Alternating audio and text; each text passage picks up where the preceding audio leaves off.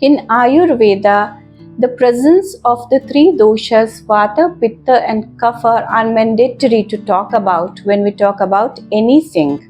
These doshas are predominant during the menstruation phase as well, and depending upon the type of our menstrual flow, we can assess the predominance of these doshas in our bodies. For example, when Vata is predominant and its qualities are dry, coarse, and movement, then we expect that the menstrual flow is going to be dark in color but scanty, associated with a lot of pain and cramps. When Pitta dosha is predominant, we have to consider its features like liquidity and similarity with blood. Therefore, the menstruation is going to be heavy and it is going to be associated with other features like burning sensation, soreness and tenderness of the breasts, along with clots present in the menstrual flow. When Kapha dosha is predominant, then the periods are going to be heavy definitely, but it is not going to be associated with burning sensation and all, and it is going to last for a longer period compared to Vata dosha or Pitta dosha. A girl's body may not always follow an exact schedule. It is very common after menarche up to 2 years of her periods that the periods are very irregular. Sudden changes in our weight and stress, making a trip to other places, and other weather conditions can also affect the length of the menstruation cycle, and this is absolutely normal.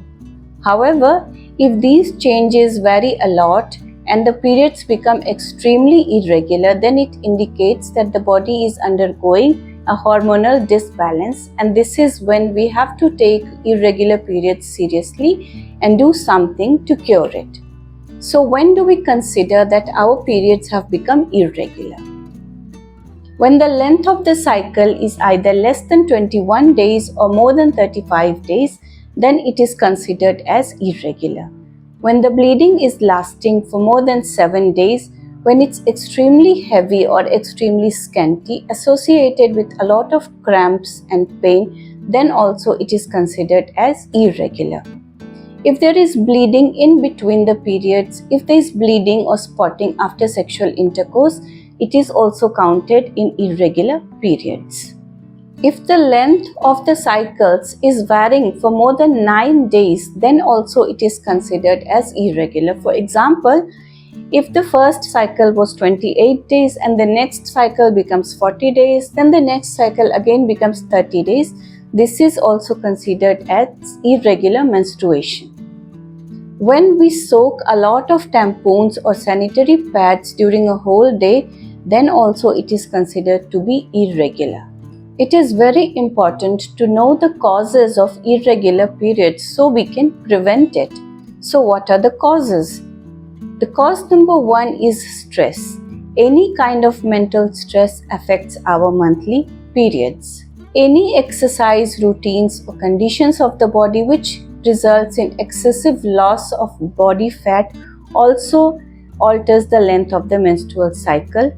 Any kind of illnesses also affect the monthly periods. Other than this, some conditions like taking of oral contraceptive pills, if you're going on them or if you're going off the contraceptive pills, in both the conditions, our monthly periods are likely to be altered. Some other medications like anticoagulants and steroids also cause alterations in the monthly cycle. If there has been a mishappening of miscarriage or ectopic pregnancy, it can also alter our monthly cycle. If there is any history of surgery, any bacterial or viral infections, then also it is likely that our menstrual cycle will be affected. According to Ayurveda, Apana Vata, which is the subtype of Vata dosha, is the main cause of irregular periods. When this dosha goes out of balance, then irregular menstruation along with other illnesses is caused.